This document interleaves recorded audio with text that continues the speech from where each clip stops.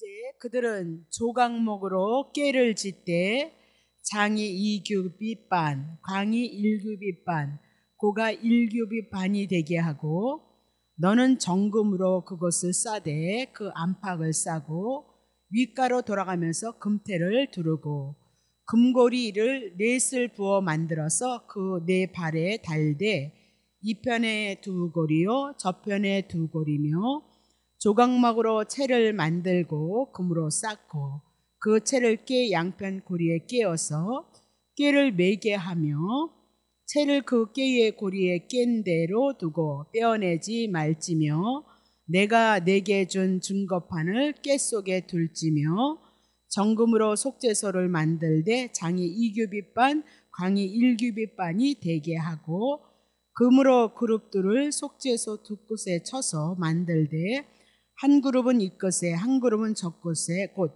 속죄소 두 끝에 속죄소 한 덩어리로 연하게 할지며 그룹들은 그 날개를 높이 펴서 날개 높이 폈죠? 날개로 속죄소를 덮으며 얼굴을 서로 대하며 속죄소를 향하게 하고 속죄소 꾀 위에 얹고 내가 내게 줄 증거판을 꾀 속에 넣으라.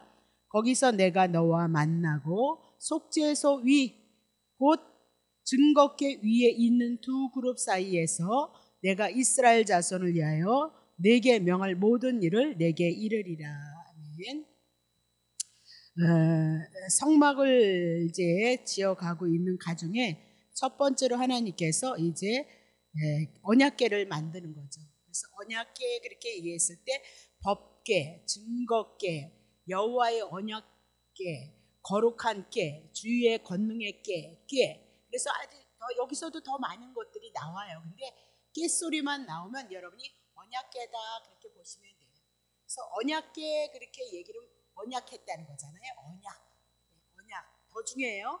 궤보다 더 중요한 건 언약궤로 일반적으로 언약궤 그렇게 부르거든요. 그럼 궤는 우리가 딱 생각했을 때 십계명 집어넣는 것을 그렇게 가시면 안 돼. 그렇게 하면 복음이 안 된단 말입니다. 자, 그래서 언약궤 그렇게 얘기했을 때 요걸 통해서 이제 오늘 우리가 공부할 내용이다 그렇게 보시면 되죠. 가장 중요한 것은 우리들에게 첫 번째로 우리들에게 말씀하고 있다 그 얘기죠. 자, 그러면 중요한 것은 25장 8절 쳐보세요.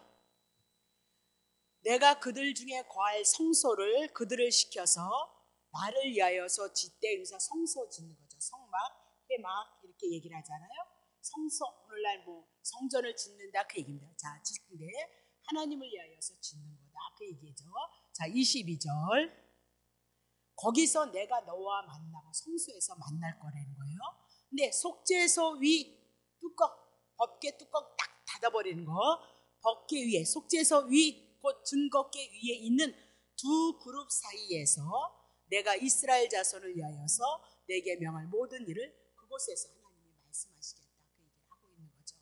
그러면 성소를 짓는데 그 성소를 왜 짓느냐? 언약궤를 위해서 이스라엘 백성을 향해서 제 용서하신 것을 향해서 하나님이 성막을 지으라 한다 그렇게 얘기를 하고 있는 거죠. 자, 그러면 그 성막을 지은데 뭐 때문에 이거 지어야 되냐? 레위기 16장 15절 전체 한번 하고 하는 거죠. 레위기 16장 15절 또 백성을 위한 속죄제 염소를 잡아서 그 피를 가지고 휘장 안에 들어가서 그 수송아지의 피로 행한과 같이 그 피로 행하여서 속죄소 위와 속죄소 앞에 짐승의 피를 뿌림으로 이스라엘 백성들이 제 용서받을 것을 향해서 속죄소 그러면서 언약궤 그렇게 얘기를 해나가고 있는 겁니다. 자, 그것이 오늘 법궤에 대한 말씀 언약궤로 가지고 우리가 공부를 해나갑니다. 자, 그러면 10절서부터 해나갑니다. 자, 그들은 조각목으로 꾀를 짓되 장이 2규빗 반, 강이 1규빗 반, 고가 1규빗 반이 되게 하고 그 언약궤를 만드는 데 있어서 무엇으로 만들래요? 조각목으로 만들라 그랬습니다. 자, 그럼 조각목 그랬을 때 시팀나무, 아카시아 일종이다 그렇게 얘기했습니다. 가늘고 막 휘어져 가지고 볼품이 없어서 그 볼품이 없는 것을 가지고 사람들이 선하게 여겼던 나무다 그렇게 얘기를 하죠. 근데 내구성이 강해서 내구성이 내면이 강하다 그 얘기를 하죠. 그러면 이 조각목 시틴나무, 아카시나무의 종류를 통해서 예수님을 그림자로 모형으로 말씀하고 있다 그렇게 얘기를 하죠. 그래서 광야에서 물이 없기 때문에 뜨거운 태양열에 자라야 하기 때문에 모든 모래바람에 견디면서 자라는 것이 시팀나무다라고 그렇게 얘기를 하고 있는 거죠. 그렇다면 하나님이신 그분이 제된 이 세상에 내려오셔서 어느 가정에서 사셨어요? 목수의 아들로서 30년을 지냈던 거죠. 그것을 지금 시팀나무, 조각나무, 조각목 이렇게 얘기를 해나가고 있는 거죠. 그러면 예수님이 30년 목수의 아들로서 집 짓는 것을 배웠다 그 얘기를 하고 있죠. 그럼 예수님의 사역이 뭐 하실 일이에요? 집 짓는 일이에요. 예수님이 하실 일이 뭐예요? 성전 짓는 일이에요. 다 그림자로 모형으로 우리들에게 말씀하고 있고 그것을 통해서 우리에게 일시하는 것이 있다 그렇게 얘기를 하고 있는 거죠. 그러면 예수님은 이 땅에 죄 많은 세상에 와서 첫 번째는 바리새인들에게 그죠? 고난을 당했고 사두개인을 향해서 대적을 당했고 로마인을 인해서 이방인들을 인하여서 시틴나무처럼 비바람을 맞는 그런 일들이 굉장히 많이 있었다 그렇게 얘기를 하죠. 근데 이 시팀나무가 나중에는 하나님의 법궤가 되어지기 위해서 꺾여져야 되고 부서져야 된다 그렇게 얘기를 하고 있어요. 그럼 법궤의 그림은 속죄서 뚜껑 덮음으로 피를 흘려서 용서를 해주는 것 그것을 말씀하고 있거든요. 그렇다면 우리의 죄를 위해서 예수 그리스도가 법궤를 만들기 위해서 언약궤를 만들기 위해서 조각목이 시틴나무가 꺾이고 부러졌던 것처럼 그곳에서 죄 용서를 했거든요. 그때면 예수 그리스도가 이 땅에 오셔서 우리를 위해서 당신이 꺾이셔서 피를 흘리셔서 우리를 구원하실 것을 향하여 말씀하고 있다 그렇게 얘기를 하고 있는 거죠. 저기 문을 왜 닫아놓으신대요? 열어놓으세요. 더워 죽겠어요. 자, 다시 보겠습니다. 자, 그러면 법궤는 길이가 2.5 규빗, 넓이 높이가 1.5 규빗 그렇게 얘기를 하고 있어요. 자, 그러면 11절 보겠습니다. 11절. 너는 정금으로 그것을 싸되 언약궤를 만드는 그것을 정금으로 싸라는 거죠. 그 안팎을 싸고 윗가로 돌아가며 금태를 두르라 그렇게. 자, 시팀나무를 정금으로 싼다 그 얘기예요. 그럼 육신을 입고 오신 예수 그리스도에게 하나님의 신성이 부어질 것을 뭐라고 얘기하겠어요? 정금으로 싸라 그렇게 얘기하고 있어요. 육신으로 오신 예수 그리스도 앞에 하나님의 신성이 덧입혀질 것을 말씀하고 있다 그 얘기죠. 자, 그러면 예수님은 누구시냐? 마태복음 1장 18절 보면 예수 그리스도의 나심은 이러하니라. 그 모친 마리아가 요셉과 정혼하고 동거하기 전에 성령으로 잉태된 것이 나타났더니 이러면서 예수 그리스도는 원래 하나님이시죠. 근데 하나님이신 그분이 이 땅에 육신을 입고 오시기 위해서 성령으로 잉태됐다라고 그렇게 얘기를 하죠. 그러면 성령으로 잉태됐다 하나님의 신성을 얘기하고 영에 속한 분이라는 것을 얘기하고 하늘에 속한 분이라는 것을 얘기하고 있다 그 얘기입니다. 그러면 시틴나무에 정금으로 쌌다 성령으로 오신 예수 그리스도를 우리들에게 말씀하고 있는 거죠. 자, 마태복음 3장 13절서부터 봅니다. 자, 14절. 자, 세례를 받아야 할 터인데 당신이 내게로 오시나이까. 15절. 예수께서 대답하여 가라사대 이제 허락하라. 우리가 이와 같이 하여 모든 의를 하나님의 의를 창세전에 하나님 언약하셨던 의를 이루는 것이 합당하니라 하신데 요한이 허락을 한 거죠. 6절. 예수께서 세례를 받으시고 물에서 올라오실 때 하늘이 열렸고 하나님의 성령이 비둘기같이 내려 자기에게 임하심을 보시더니 물속에서 죄값 지불하심으로 하면 이제 죄가 없어져서 하늘이 열릴 것. 이거 한 장을 가지고도 구약성경과 신약성경을 통하여서 우리들에게 뭘 말씀하고 이게 예수님의 사역의 첫 번째 시작이거든요. 세례를 받는다. 이스라엘 백성들의 죄를 위해서 죽고 그리고 물에서 올라오므로 하나님 앞에 의로워질 것을 우리들을 향해서 말씀하시므로 하늘이 열린다 그 얘기죠. 하나님의 나라가 우리 안에 임한다. 근데 그 표적으로 뭐가 나오냐면 하나님의 성령이 비둘기 같이 내려서 자기 임하신 하나님의 성령. 그럼 그가 하나님의 아들이다 그 얘기를 하고 있죠. 하나님이 보내신 메시아다. 하나님의 신성을 얘기하고 지금 시팀나무의 정금으로 쌌다는 건 예수님이 성령으로 오셨던 것 신성을 말씀하고 있다 그렇게 얘기를 하고 있는 거죠. 17절 보세요. 자, 17절. 하늘로서 소리가 있어 말씀하시되 이는 내 사랑하는 아들이고 내 기뻐하는 자들다, 그렇게 얘기를 하죠. 자, 그러면 원래는 성령으로 임하셨으니까 예수님은 이렇게 성령의 기름 부으심이 있을 필요가 없는데 세례 요한을 통해서 하나님의 의를 이루시고 이렇게 말씀하심으로 그분이 메시아이시고 그리스도인 것을 공식적으로 선언하고 있다, 그렇게 얘기를 하고 있는 거죠. 자, 그러면 시딤나무의 금태가 들러졌다, 그분의 신성을 말씀하고 있다, 그 얘기입니다. 자, 사도행전 10장 38절 보세요. 하나님이 나사렛 예수에게 성령과 능력을 기름 붓듯 하셨으며, 성령과 능력을 기름 붓듯 하셨으며 저가 두루다니면서 착한 일을 행하셨던 거죠. 그럼 우리가 생각하는 착한 일, 그 세상에서 얘기하는 그쪽으로 선악과로 가시면 안 되고, 착한 일이 뭐냐면요, 지금 다 죄 가운데 있단 말입니다. 심판 가운데 죽어있는 자들이거든요. 그럼 죽어있는 자들에게, 마귀에게 눌린 자에게 착한 일이 뭐겠어요? 죄에서 건져내는 일, 죽은 자를 살리는 것이 착한 일이다.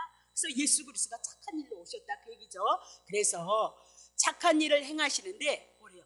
마귀에게 눌린 모든 자를 고치고 있어요.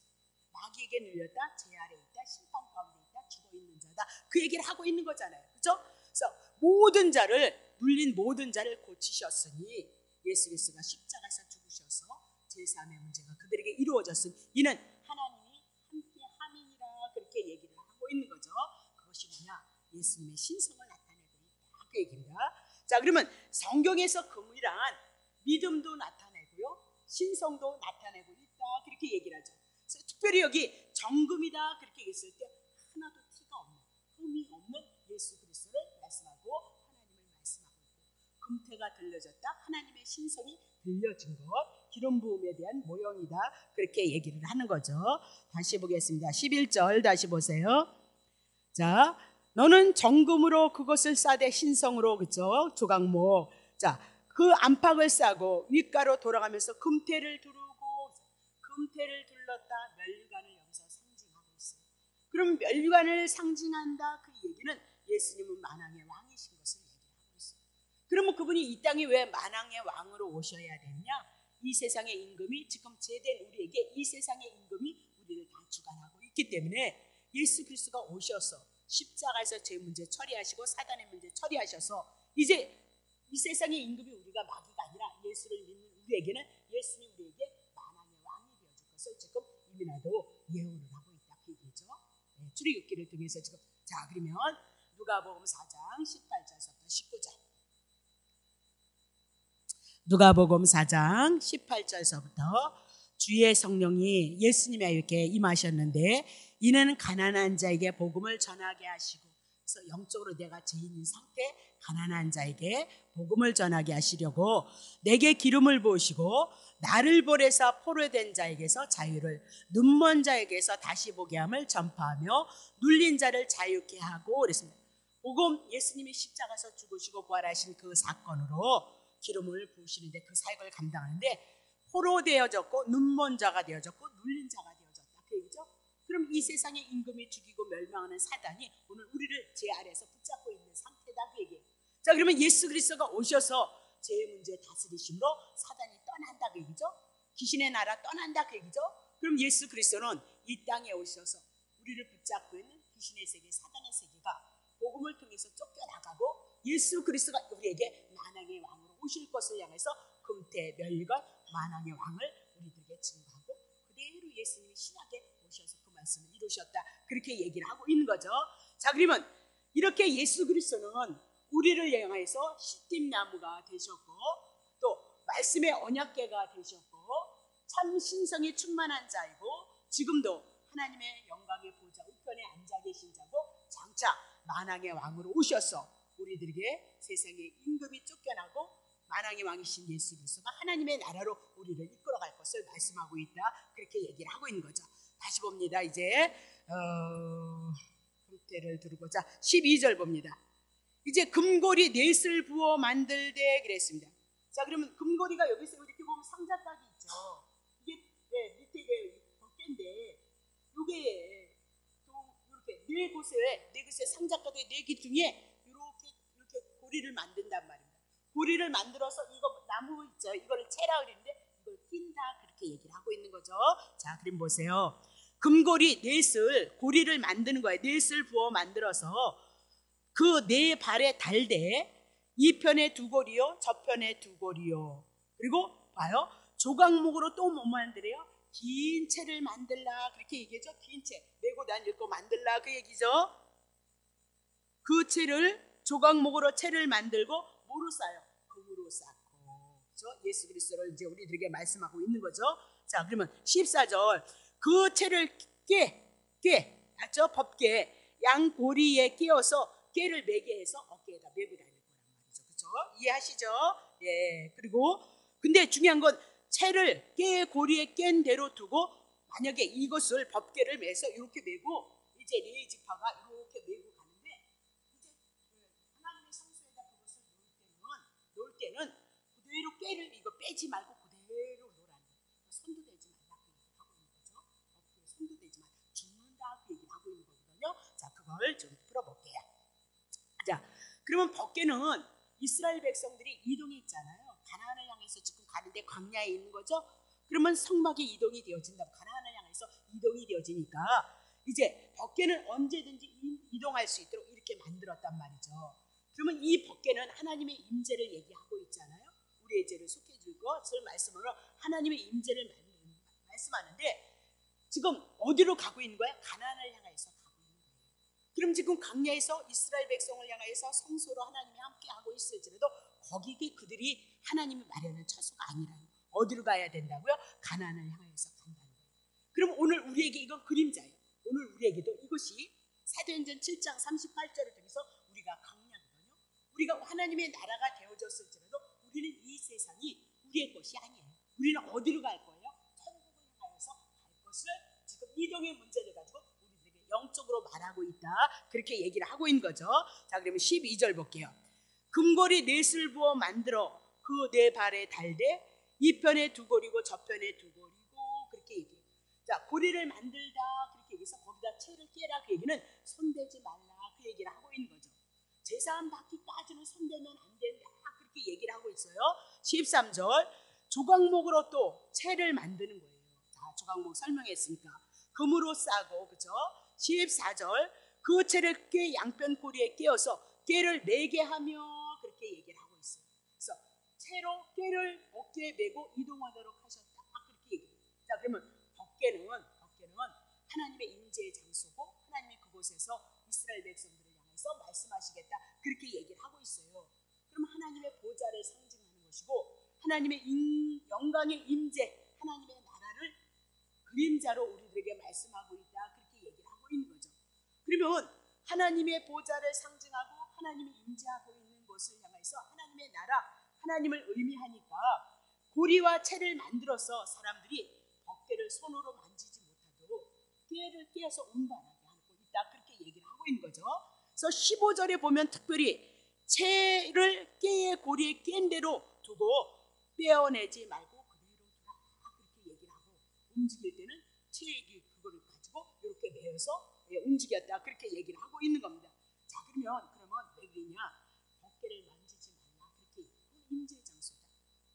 제사함을 받기까지는 하나님의 거룩하심의 침해가 되어지면 어떻게 죽음을 당하기 때문에 법궤를 만지지 말도록 채를 그리고 고리를 끼워서 그리고 이동할 때는 그것을 매게 했다 그렇게 얘기를 하는 거죠. 네 사람이 꾀를 매서 이렇게 법궤가 운반이 되어졌다 그렇게 얘기를 하고 있는 겁니다. 자, 그러면 우리 많이 했어요. 법궤는 어떻게 되어지냐? 어깨에 매야 된다. 많이 안 했네. 한 번 했네. 레위기 8장 7절 봅시다. 아론에게 속옷을 입히는데 띠를 띄우고 다 정리했죠. 겉옷을 입혔고 에봇을 더하고 에봇에 기묘하게 잔 띠를 띄어서 에봇을 몸에 메고 그렇게 얘기를 합니다. 에봇을 그러면 제사장들이 겉에 있는 여기에서 이스라엘 12지파 그죠? 흉패가 있었잖아요. 흉패가 있었던 것을 어디야? 여기 견대 보석에다 꽝꽝 묶었어요. 떨어지지 말라 그렇게 얘기죠. 그래서 어깨에다 묶음으로 대제사장이 12가지의 보석은 이스라엘 12지파 구약의 이스라엘 백성을 안고 품고 7월 10일이면 하나님의 지성소에 들어가서 이스라엘 백성들의 죄를 위해서 그 피를 뿌리므로 이스라엘 백성들을 가슴에 안고 품어서 이스라엘 백성들이 제 용서함을 받고 하나님의 지성소 하나님의 나라에 들어간다는 것을 보여줬다 그렇게 그렇게 얘기를 했죠. 자, 그래서 에봇을 몸에 메고, 에봇은 대제사장 직분을 나타내는 의복인데 양 어깨 위에 견대, 그리고 가슴에 흉표를 메고 나갔다, 그렇게 얘기를 하죠. 그러면 어깨 견대란 멜빵의 역할을 하고 있는 거다. 그러니까 이스라엘 12지파가 떨어지지 않도록 단단히 어디다 맸대요? 어깨에다 맸다, 그렇게 얘기를 했습니다. 자, 그러면 어깨가 도대체 무엇이냐? 어깨가 능력이고 섬김이다, 그렇게 얘기했습니다. 그러면 어깨에다 이 견대를 향해서 이렇게 맸던 것이 왜 섬김이고 능력이고 봉사고 헌신이고 순종이냐, 그 얘기를 하고 있는 거죠. 예수님이 우리를 위해서 그렇게 헌신하고 봉사했다, 그 얘기입니다. 자, 이사야 9장 1절. 이전에 고통하던 자에게는 흑암이 없으리로다. 옛적에는 여호와께서 스불론 땅과 납달리 땅으로 멸시를 당케 하셨는데 후에는 해변의 길과 요단 저편 이방의 갈릴리를 영화롭게 하셨도다. 그러면 옛적에 스불론 땅, 납달리 땅 이런 모든 것은 갈릴리 지방에 있는 그 지역에 속한, 그러니까 어둠 가운데 흑암 가운데 이방의 갈릴리요 그랬어요. 원래는 갈릴리가 유대 땅이었어요. 근데 솔로몬이 팔아먹었다, 그 얘기죠. 하나님의 것이었는데 팔아먹음으로 말미암아 이방의 갈릴리가 되어졌단 말이에요. 거기 의미가 있다고요. 하나님의 것이었는데 이방의 갈릴리는 분명히 하나님의 것, 유대 나라의 땅이었거든요. 근데 왜 팔아먹냐? 성전지느라 팔아먹었어요.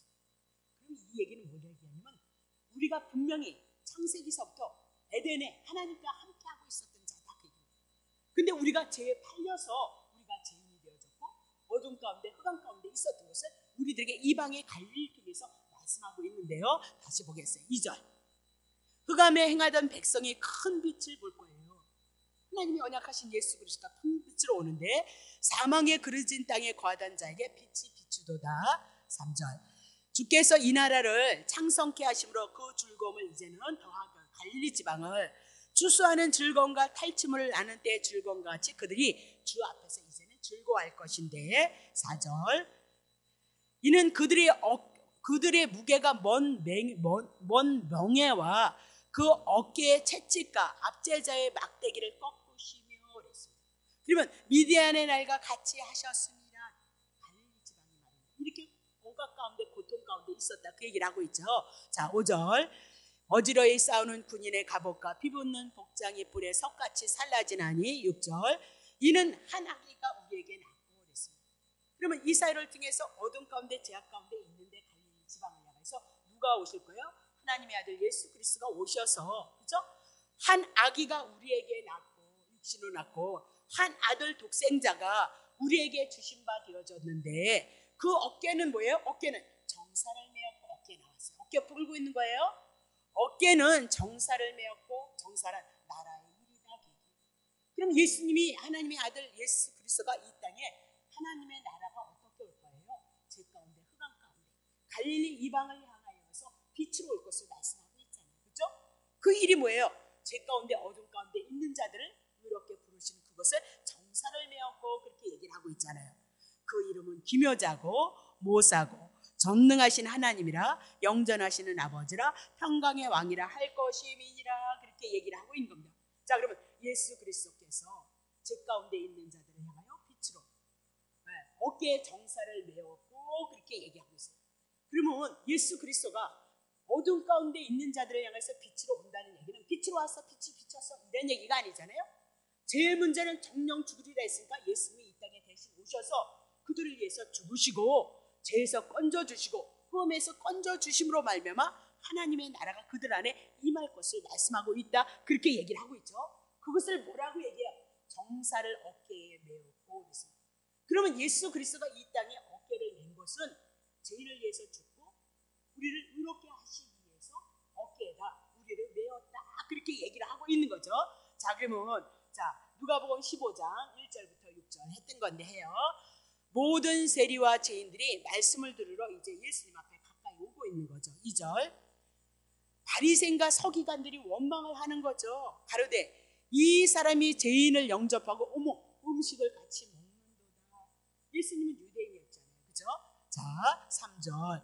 저에게 비유로 이르시되 4절. 너희 중에 어느 사람이 양 100마리가 있는데 그 중에 하나를 잃으면 99마리를 들에 두고 잃은 것을 찾도록 찾아다니지 않겠느냐. 자, 5절. 찾은 적 즐거워서 어디에 맨대요? 어깨에 매고. 그러면 어깨는 뭐예요?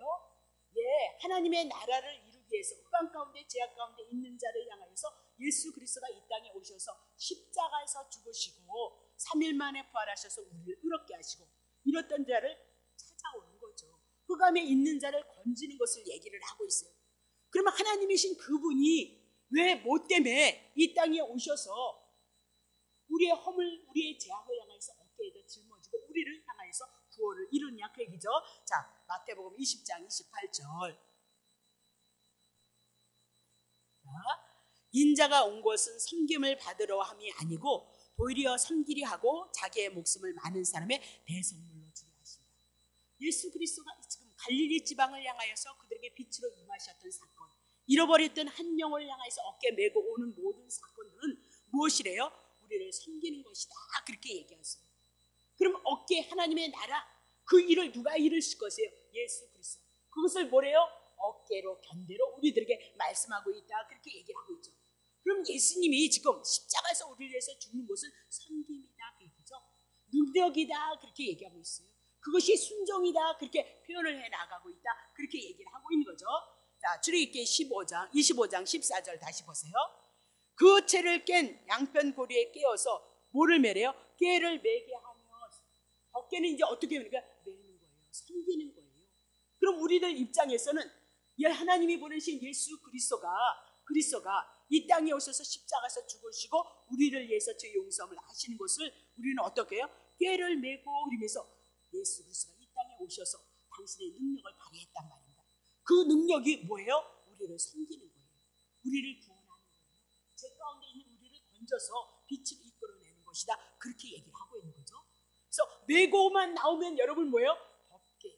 그럼 법궤는 이제 조금 이따 할 거니까 법궤 위에 십계명 이렇게 궤 밑에는 요 아래 상자 가게는 요게는 십계명 넣을 거거든요. 다시 이제 해올게요. 십계명 넣을 거거든요. 그러면 요 위에 요거를 속죄서라고 하는데 뚜껑을 속죄서라고 하거든요. 만약에 요것이 없었다면 늘 요게 십계명이 딱 들어가 있는데 입 벌리고 있는 거잖아요. 입 벌리고. 문이 딱 열려 있으니까. 그러면 그것만 보면 우리는 뭐예요? 다 죄인이에요. 그래서 우리는 언제든지 심판을 받아야 돼요. 우리는 언제든지 죽어야 돼요. 근데 이제 15절서부터 속죄서를 뚜껑을 만들어서 거기 십계명 들어간 것을 어떻게 딱 막아버림으로 말미암아 율법이 보여요? 안 보여요? 안 보여요. 거기다 뭐 갖다 뿌릴 거예요? 예, 어린 양의 피 갖다 뿌릴 거예요. 그러면 뭐만 보일 거예요? 피만 보일 거예요. 그것이 예수님의 사역인 거죠. 그러니까 십계명 법계 그러면 여러분들이 법 그러면 율법 이렇게 생각하면 아니에요. 언약계, 속죄서, 시연자 뭐 하는 것을 가지고 얘기를 해나가니까 걔만 나오면 뭐가 나와야 돼요? 예수님의 핏뿌림이 여러분 보셔야 성경이 은혜로서 풀어진다. 그 얘기를 하고 있는 거죠. 다시 보겠습니다. 자, 그러면 꾀를 메고 그 얘기는 섬깁니다. 어떻게 섬겼느냐? 십자가에서 우리를 위해서 죽으신 것이다. 부활하신 것이다. 그것이 하나님 앞에 순종이 되어졌고 우리는 그것을 받아들이는 게 순종이 되어졌다. 그렇게 얘기를 하고 있는 거죠. 자, 그러면 자 민수기 4장 15절 행진할 때 가나안 땅을 들어갈 때 아론과 그 아들들이 성소와 성소의 모든 기구 덮기를 필요하거든 고핫 자손이 와서 맬 것이다. 매야 돼요. 네. 그러면 매는데 그러나 성물은 만지지 말지니 죽을까 하노라. 그래서 뭐 매라 그랬어요? 채 만들어 놓으셨죠? 채 만든 거예요. 회막 물건 중에서 이것은 고핫 자손이 맬 것이며 그래서 고핫 자손만 하나님 앞에 부름을 받은 자만 이것을 맬 것을 얘기를 해요. 자, 그러면 여호수아 3장 14절 백성이 요단을 건너면 어떻게 해요? 가나안 땅인 거예요. 가나안 땅 요단을 건너려고 자기들의 장막을 이제 회막을 성막을 떠날 때 제사장들은 뭐 맨대요? 언약궤를 메고. 그러면 언약궤 속에 누가 있는 거예요? 어린 양의 피가 있고 예수님의 피가 있는 거예요. 백성 앞에서 행하는 거예요. 자, 제사장이 언약궤를 메고 백성 앞에 먼저 가야 되는 거죠. 그럼 누가 먼저 가시는 거예요? 예수님이 먼저 간다 그 얘기죠. 자, 15절 보세요. 요단이 보리를 거두는 그 시기에는 항상 언덕에서 요단강에 물이 흘러 넘쳤다 그 얘기를 하고 있어요. 꾀를 맨 자들이 요단에 이르니까 깨를 맨 제사장들의 발에 물이 잠기는 거죠. 물이 잠겼어요. 16절. 곧 위에서부터 흘러가는 물이 그쳐버리는 거예요. 그러면 요단강은 무엇을 해요? 바다를, 세상을, 죄악 세상을 그렇게 얘기해요. 근데 뭐가 들어가는 거예요? 깨가 딱 들어가니까요, 물이 딱 멈추더라 그 얘기죠. 죄된 세상이 법계 예수 그리스도의 흘린 피를 인하여서 이제 죄된 세상의 죄악이 멈출 것을 말씀하고 있다. 그 얘기를 하고 있어요. 나중에 더 자세히 풀게요. 자, 흘리던 물이 그쳐서 심히 멀리 사르단에서 가까운 아다브 변방에 일어나서 쌓이고 아라바의 바다 여메로 향하여서 흘러가는 문을 온전히 끊어지고 그리고 백성이 여리고 앞으로 바로 건넜어요. 그럼 홍해바다도 마찬가지죠. 이스라엘 백성 어린 양의 피가 있는 자들은 죄 문제 해결했으니까 죽었다가 다시 살아나는 거잖아요. 그래서 뭐예요? 마른 땅을 걸었던 거 기억하시죠? 근데 애굽의 장자들은 어떻게? 다 죽어버렸어요. 군사들은. 그런 얘기예요. 자, 17절 보세요. 여호와의 언약궤를 맨 제사장들은 요단 가운데 마른 땅에 굳게 섰고 바다 죄악 세상 이제 끝나버렸고요. 왜? 언약궤에 뭐가 있어요? 예, 어린 양의 피가 있기 때문에 그렇죠. 온 이스라엘 백성은 어떻게 해요? 마른 땅으로 향하여서 요단을 건너고 있도다 그렇게 얘기해요. 어떻게 이렇게 물이 스스로 죄된 세상에 그 죄값 누가 지불했어요? 어린 양이 지불하심으로 말미암아 물이 딱 멈춰서 마른 땅이 되어져서 건너갈 수 있었다. 그 얘기를 하고 있죠. 그럼 깨가 뭔데? 그 깨 속에 뭐예요?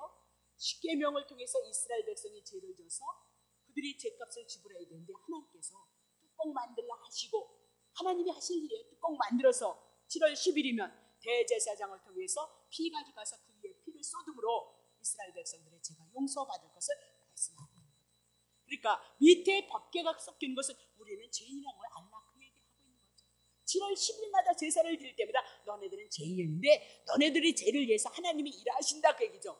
구약엔 짐승의 제사로 신약에는 예수 그리스도가 실체가 되어셔서 그 죄를 용서하실 것을 말씀하고 있다. 그렇게 얘기를 하고 있죠. 자, 여호수아 6장 20절 보세요. 이에 백성은 외치고 제사장은 나팔을 불매. 복음의 나팔인 거죠. 그렇죠? 백성이 나팔 소리를 듣는 동시에 크게 소리를 질러 외치니 성벽이 무너지고 여리고 성벽이 무너지는 거죠. 무너질 수가 없는 거예요. 그거는요.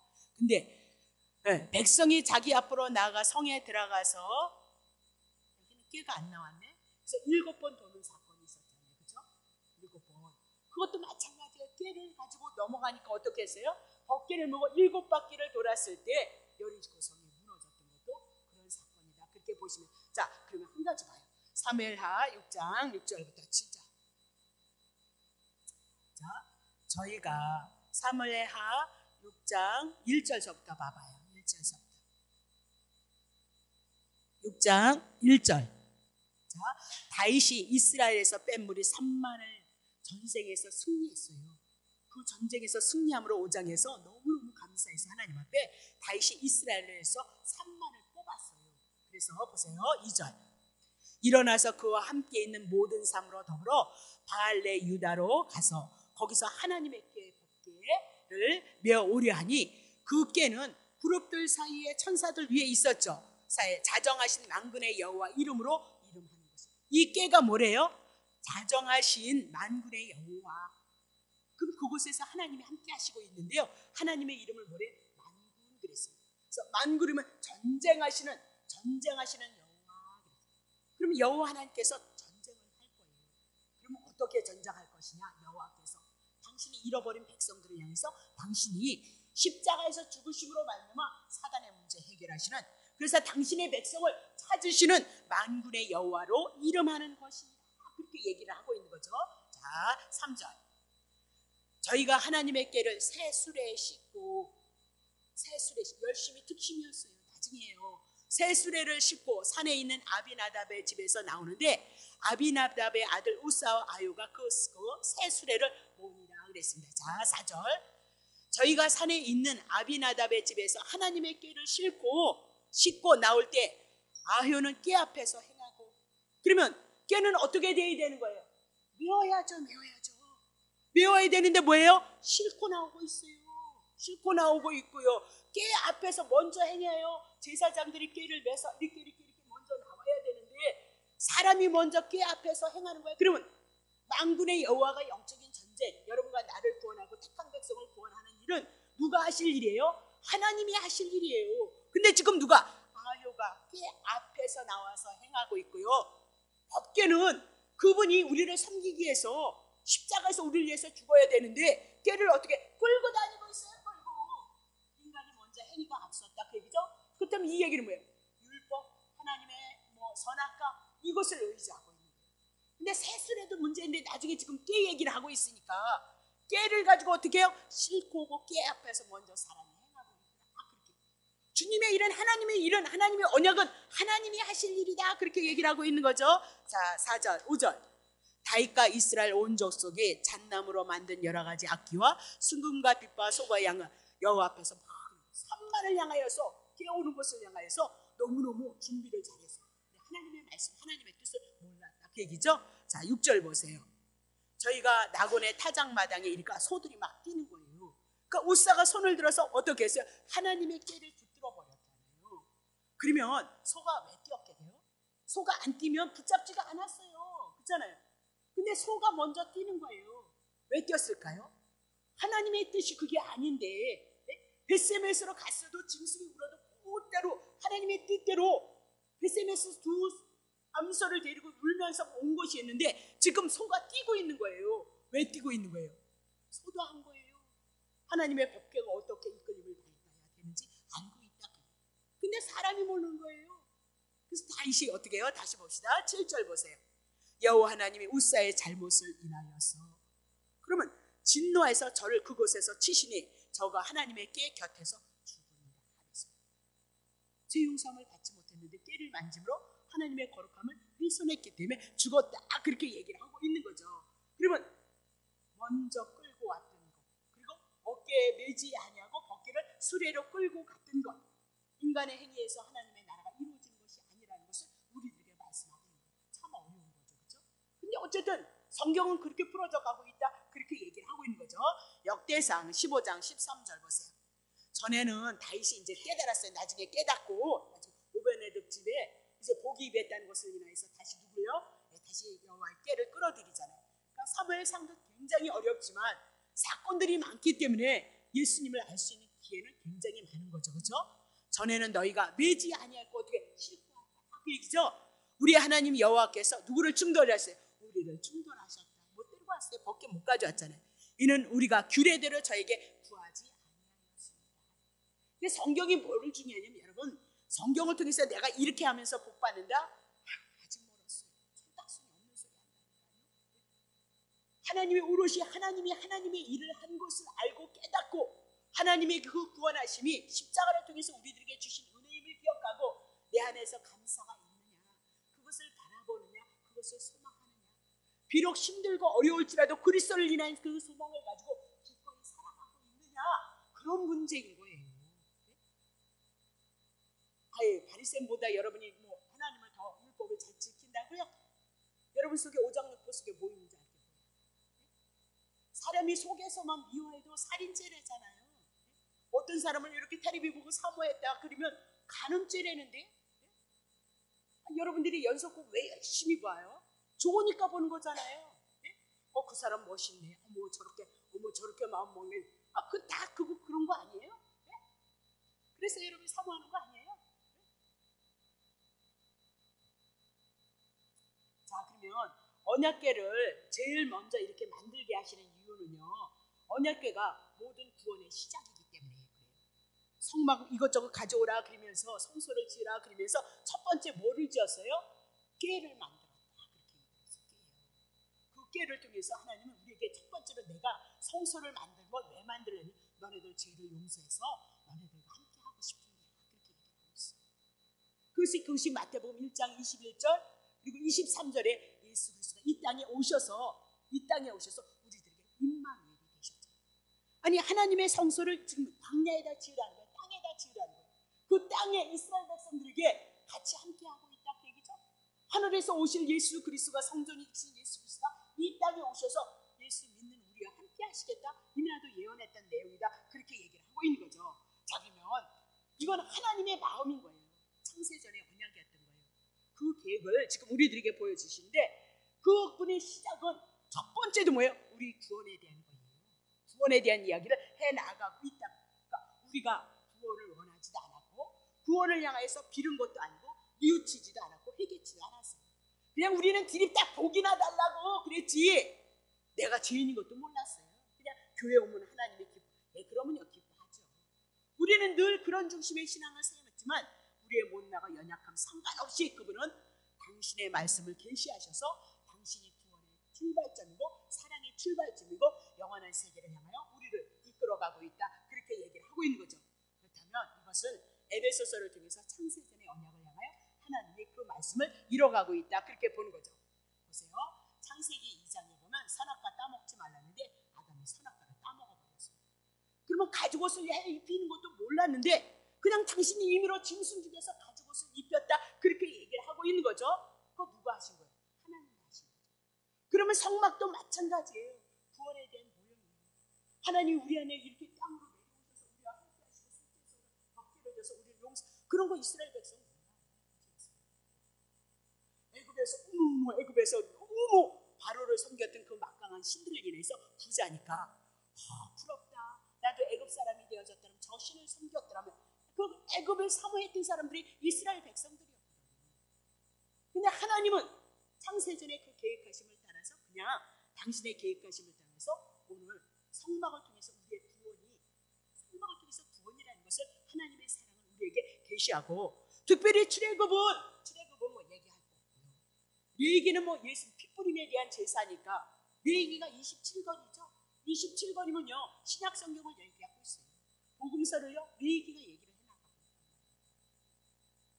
자 그렇다면 출애굽의 사건도 온 인류를 구원하실 것을 우리들에게 미리 보여주고 있다. 그렇게 얘기고 법궤가 땅에서 만들어졌다.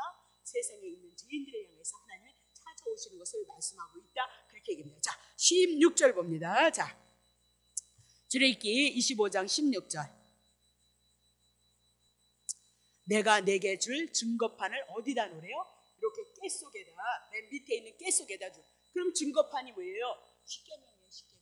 십계명 어디다 놓으래요? 깨 속에 놓으라 그렇게 얘기를 하고 있죠. 그러면 돌판에다 1계명서부터 4계명 그리고 5계명서부터 10계명을 두 돌판을 받았잖아요. 그것을 어디다 놓으래요? 깨 속에다 놓으라 그렇게 얘기를 하고 있는 거죠. 그러면 돌판에다 기록한 이유가 있어요. 돌판에다 왜 기록했냐? 율법을 받는 것이 어디냐면 돌이 많은 시내산이었어요. 시내산에 올라갔을 때 그 주위가 다 돌이었다. 그렇게 얘기를 하고 있죠. 그렇다면 사막 땅에 우뚝 솟은 시내산은 그곳에서 돌이 많았다. 근데 그곳에서 율법을 줄 때 천둥, 번개 소리, 우리 소리가 있었다. 그렇게 얘기를 하고 있는 거죠. 그러면 사막이다 이렇게 얘기하고 있어요. 그러면 광야다 비슷한 얘기예요. 그것은 뭐예요? 물이 없잖아요. 갈증을 날 수밖에 없다. 그렇게 얘기를 하고 외로움을 얘기할 수 있어요. 그러니까 율법이 우리들에게 주는 건 뭐예요? 고독함, 갈증을 일으킨다. 그렇게 얘기해요. 율법을 통해서 내가 아주 죄인이란 것만 알 수 있는 것이 율법. 그래서 돌에다 기록했다. 그렇게 얘기를 하고 있거든요. 그럼 돌판에다 왜 기록했을까요? 심판이라는 걸 알라. 그래서 돌판에 기록한 거예요. 다시 보세요. 레위기 24장 23절. 레위기 24장 23절.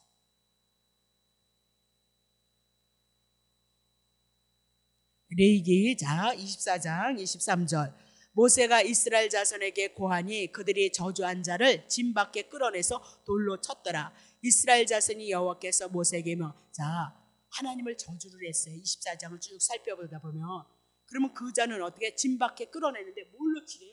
돌로 치래요. 죄인은 어떻게? 돌로 죽임을 받는다. 그럼 돌에서 죽임을 받는다? 율법은 돌에서 죽임을 받는 것. 십계명은 돌 심판을 우리들에게 말씀하고 있다는 거 여러분이 참고하셨으면 좋겠어요. 민수기 15장 36절. 민수기 15장 36절. 온 회중이 곧 그를 진 밖으로 끌어내고 돌로 그를 쳐 죽여서 여호와께서 모세에게 명하신 대로 하니라 그랬습니다. 자 그러면 돌로 쳐 죽이라. 돌판. 십계명은 뭐예요? 율법이었다. 율법은 우리를 죽인다. 그렇게 얘기를 하고 있어요. 근데 우리는 율법 가지고 지켜서 복 받는다고 하나님 앞에 대들고 있다. 그렇게 얘기를 하고 있는 거잖아요. 그렇죠? 자, 여호수아 7장 25절서부터 26절 보세요. 여호수아 7장 25절서부터 26절. 아간에 대한 얘기인데 여호수아가 그러되 내가 어째 우리를 괴롭게 했느냐. 아이성에서 패했잖아요. 왜 그러냐? 아간이 전리품을 싸워서 이겼던 그 전리품을 취함으로 말미암아 졌거든요. 그래서 아간을 향해서 우리를 왜 괴롭게 하였냐. 여호와께서 오늘날 너를 괴롭게 하시리라 하니 온 이스라엘이 그를 어떻게 돌로 치는 거죠. 돌로 쳐서 그것들로 돌로 치고 불살랐다. 그렇게. 그러면 전리품을 취했던 그것 때문에 하나님이 그렇게 하나님이 아간을 미워한 거냐? 아니에요. 사단의 것 여리고에서 전쟁에서 싸웠던 것은 여리고는요 세상 나라 제약 세상이잖아요. 제약된 세상에서 있는 그 전리품 제대로 세상에 있는 것을 아간 속에 갖고 들어간 거예요. 아간이 취했잖아요. 그렇죠? 아간이 취했죠. 그러면 세상에 제약된 그 전리품이 제된 것이 누구 안에 들어왔어요? 아간에게 들어왔어요. 그럼 아간에게 죄 들어온 거죠. 그러니까 죽는 거예요. 도둑질을 했냐 안 했냐 문제가 아니에요. 법계 문제를 해결하면 되거든요. 그래서 죽을 수밖에 없었다. 사단의 것을 가지고 자기 안에서 품었어요. 그래서 아간이 죽는 거예요. 돌로 쳐 죽였다 그 얘기죠. 돌로 죽이면 뭐예요? 뭐 때문이에요? 율법이 있어요. 십계명이 뭘로 써 있다고요? 돌로 써 있다. 그렇게 얘기를 하고 있는 거죠. 다시 봅니다. 자, 그러면 그렇게 해서 자 증거판을 가지고 깨 속에 두며 그랬습니다. 십계명을 율법을 어디다요? 깨 속에다 두고요. 17절 보세요. 이제 레위기 25장 17절. 아니요. 출애굽기 25장 17절. 자 보세요. 25장 17절. 정금으로 속죄서를 만들라. 그럼 속죄서 그러면 법계 뚜껑 이렇게 생각하세요. 법계 뚜껑. 십계명 놓는데 그걸 만드는 걸 뭐야? 뚜껑 그렇게 얘기하죠. 그래서 뚜껑이 있죠. 천사들 통해서 보여줬던 거 그게 뭐예요? 뚜껑이다 그 얘기입니다. 뚜껑 나왔죠. 천사들 있는 거. 그래서 여기 밑에 여기에 요 속에 법회를 십계명을 놓는데 십계명만 보이면 우린 죽어야 되거든요. 근데 하나님이 뭐 만들래요? 뚜껑 만들라. 속죄소 만들라 그랬죠. 속죄소 그렇게 만들라. 자, 그러면 17절서부터 22절까지 속죄소를 만드는 방법이에요. 다시 봅니다. 자, 봅니다. 깨 속에 두고 17절 정금으로 속죄소를 만들되 장이 2규빗 반, 광이 1규빗 반 똑같아요. 이 10절의 말씀과 똑같거든요. 그래서 딱 닫아버리는 거예요. 자, 18절 금으로 그룹들을 천사 둘을 속죄소 두 끝에 서서 치라는 거죠. 속죄소 끝에 이 꽃 끝에서 쳐서 만들라는 거예요. 금으로요. 그럼 여기서 쳐서가 중요해요. 금으로 뭐 만들게? 속죄소를 쳐요. 그러면 금은 뭘 얘기했어요? 예수 그리스도를 말씀했어요. 그러면 금이 이렇게 막 대장장이가 막 쳐서 만들듯이 만들어지는 거예요. 속죄소가 그냥 이루어지는 것이 아니라 예수 그리스도가 십자가에서 내 맞으심으로 말미암아 여러분의 죄를 용서받을 속죄소가 만들어지고 있는 거죠. 자, 그러면 자 19절 한 그룹은 이 끝에 한 그룹은 저 끝에 곧 속죄소 두 끝에 속죄소 한 덩어리로 만드는 거예요. 한 덩어리로 하나로 만드는데 연하게 할지며 연결시키며 자 20절 그룹들은 그 날개를 높이 펴서 천사들이 딱 이렇게 보는 거죠. 날개로 속죄소를 덮으며 그랬어요. 속죄소를 덮으며 그러면 속죄소는 뭐예요? 덮는 거다. 속죄소는 뭐예요? 덮는 거다.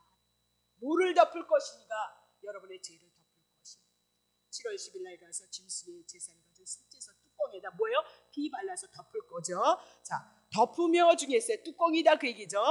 자, 얼굴을 서로 대해서 속죄소를 향하게 하고 그럼 천사는 두 천사니까 증인인 거예요. 증인이 지금 뭐 보고 있는 거예요? 딱 이렇게 속죄소에서 딱 이렇게 보고 있는 거예요. 뭘 보고 있는 거예요? 아, 율법이 딱 이렇게 갇혔다는 것을 보는 거고 7월 10일이면 속죄소를 통하여서 피가 와서 이스라엘 백성들이 제가 용서함을 받았다는 증인으로서 쓸 것을 말씀합니다.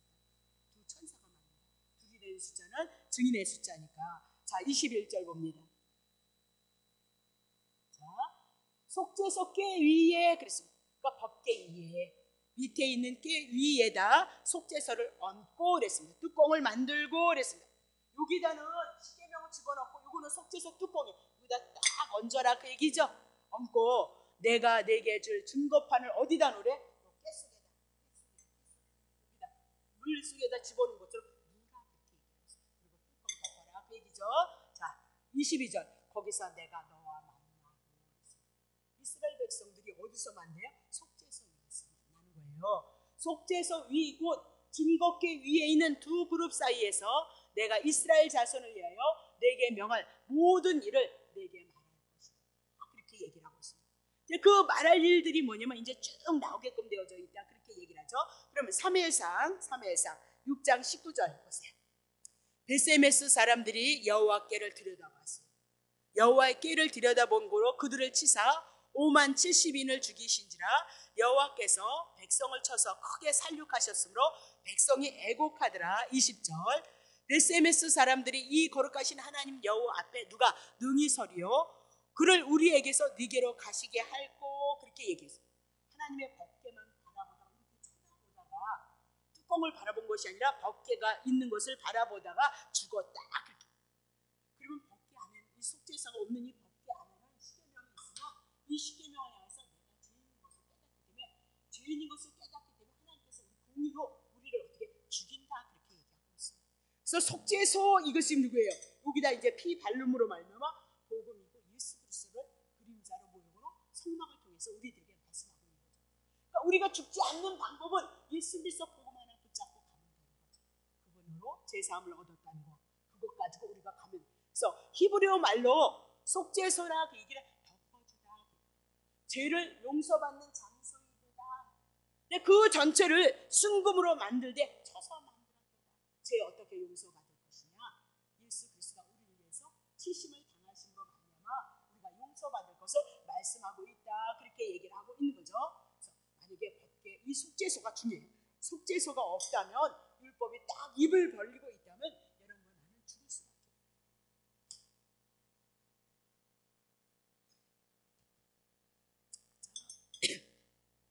다 했습니다. 로마서 10장 4절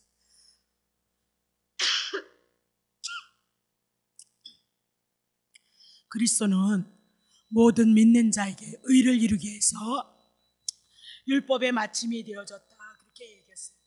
그러면 예수 그리스도께서 율법의 마침이 되어졌다. 율법이 두 가지를 요구해요. 율법을 지키면 여러분은 축복을 받고요. 영생을 얻고요. 율법을 지키지 못하면 정령 죽으리라. 그렇게 얘기를 해요. 그래서 우리는 죄인으로 태어났기 때문에 지키지 못하기 때문에 율법이 요구를 하는 거예요. 너 죽어야 돼. 심판받아 지옥불에 떨어져. 그러는데 예수님께서 다 오셔서 내가 바다의 저주 담당하시고 내가 지옥 가야 될 것을 죽으셔서 음부로 떨어지면 다 담당하셨다. 그 얘기죠. 그리고 예수님이 이 땅에 오셔서 마태복음 5장 17절에서 당신이 율법을 다 지켰어요. 그래서 의롭고 선하고 거룩함을 그분이 다 행하셨다. 그렇게 얘기하고 요한복음 19장 30절에 십자가에서 죽으시는 것은요 구약 성경을 이루시는 사건이었고 죄의 문제를 해결하시는 사건이었다. 우리 늘 끝없이 얘기하잖아요. 요번주에도 로마서 8장 1절에서 죄와 사망의 법에서 우리를 건지셨던 것을 말씀하시고 결코 우리에게는 정죄함이 없다라고 그렇게 얘기를 하고 예수 그리스도가 오셔서 영의 욕구를 이루셨다. 그렇게 얘기를 하고 있는 거죠. 그러면 그분은 지금 뭐라고 계시냐? 하나님의 보좌 우편에 앉아 계셔서 지금도 이 하나님의 말씀의 역사를 지금도 이뤄가고 있고요. 우리를 향하여서 하나님의 구원의 역사를 이루시고 도우시는 역할을 해나가신 분이 예수 그리스도다. 그렇게 얘기를 하죠. 자, 마가복음 16장 19절 보세요. 주 예수께서 말씀을 마치신 후에 하늘로 올리우셨는데 어디에 앉아 계시대요? 하나님의 우편에 앉아 계시대요. 그러면 하나님의 우편에 앉았다. 하나님의 능력과 권능을 가지고 지금 예수님이 다 통치하고 있는 거예요. 하나님이 주관하는 것이 아니고요. 죽으시고 부활하셔서 하나님의 보좌 우편에 앉으셔서 하나님의 모든 것들을 다 하나님 예수님 앞에 맡기신 거예요. 그래서 예수님이 그 다 때를 이루시고 하나님의 백성을 구원하면 우리를 하나님의 나라로 이제 올리신다. 그 얘기를 하고 있는 거죠. 자, 로마서 8장 34절 수도 없죠 뭐 이런 말씀은. 로마서 8장 34절 보세요. 누가 정죄하려 죽으실 뿐만 아니라 살아나신 이는 그리스도 예수시니 그는 하나님의 우편에 계신 자요. 자, 에베소서 1장 20절 그것만 하고 말죠. 자, 에베소서 1장 20절 수도 없어요. 그 능력이 그리스도 안에서 역사하사 죽은 자들 가운데서 다시 살리시고 하늘에서 자기 오른편에 앉히사, 그렇게 얘기하죠. 예. 하늘에 자기 오른편에 누구를 앉히시고, 여러분과 내가 앉힌 바 되어졌죠. 에베소서 2장 6절 이민하다 하나님의 오른편에 앉힌 바 되어졌어요. 앉힌 바 되어졌어요. 이미 여러분들은 14만 4천 속에서 찬양한 걸 누가 본 거예요? 사도 요한이 봤다. 그것이 계시록의 내용이다. 그렇게 얘기를 하고 있는 거죠. 근데도 여러분이 깨어 있어요. 물론 뭐 잠자라는 얘기가 아니지만 그걸 행위로 붙들면 안 돼요. 우리 안에서 이민아도 인쳐서 이 복음이 우리 안에 믿어졌으면 이 믿음 가지고 내가 구원이고 하나님의 자녀이고 하나님의 나라가 내 안에서 지금 이루어졌다는 것을 믿어야죠. 그걸 붙잡으셔야죠. 그거 믿음으로 팔아먹으시면 그게 잠자는 거다. 그 얘기를 하고 있어요. 행위를 붙이는 것이 아니라 하나님이 행하신 것이 우리에게 믿음으로 와줘야 된다. 그렇게 얘기를 하고 있는 거죠. 자, 그러면요, 보세요. 다음 주에 조금 더 하고요. 오늘은 조각목에 대한 거, 조각목으로 꾀를 짓는 거, 꾀를 짓는데 중요한 것은 그 꾀 위에 십계명을 두는데 그 위에다 뭐 넣어요? 속죄소를 만들고 뚜껑을 만들고 속죄소, 그곳에다 7월 11일 피를 쏟아서 이스라엘 백성의 용서를 받는 거. 그럼 언약궤, 아까는 사무엘상에서는 사람들이 죽었을 때는 속죄소가 아니고 그냥 율법이었던 거죠. 그래서 문맥 보시고 성경 해석하실 줄 아셔야 되고요. 지금 오늘 말씀드렸던 것은 속죄소가 너무 중요하다. 법궤 그러면 우리는 율법 이렇게 생각해요. 아니요, 더 중요해요. 속죄소를 만서 뚜껑을 만들므로 말미암아 그것이 곧 피뿌림에 대한 얘기고 복음에 대한 얘기고 예수 그리스도를 예표로 그림자로 우리들에게 말씀하고 있다는 거 기억하시기를 바랍니다. 자, 기도하겠습니다. 하나님 아버지,